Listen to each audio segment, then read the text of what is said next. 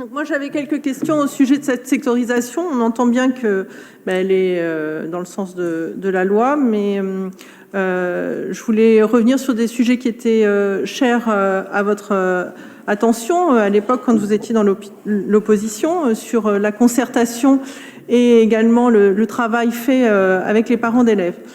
Donc, deux questions, c'est comment les parents d'élèves ont-ils été associés? Combien étaient-ils présents à l'occasion des réunions? Parce que j'ai bien noté qu'il y avait eu des réunions avec les représentants des parents d'élèves, mais pas avec, enfin voilà, ouvert à l'ensemble des parents d'élèves. Moi, j'ai des retours de parents d'élèves qui sont inquiets, préoccupés et qui n'ont pas bien compris ce vers quoi on les emmenait. Donc, je lis que vous avez distribué le guide de la sectorisation pour les nuls, j'ai envie de dire.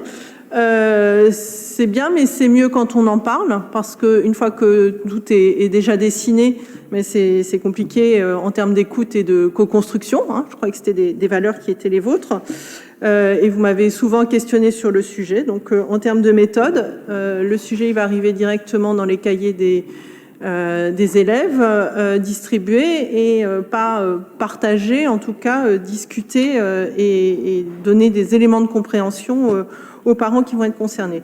Deuxième question, j'ai pas bien compris dans la continuité que vous proposez dans la démarche progressive, un enfant qui est en maternelle aujourd'hui, qui devrait rentrer en école primaire demain, est-ce qu'il pourra rester sur le même secteur ou est-ce qu'il sera resectorisé?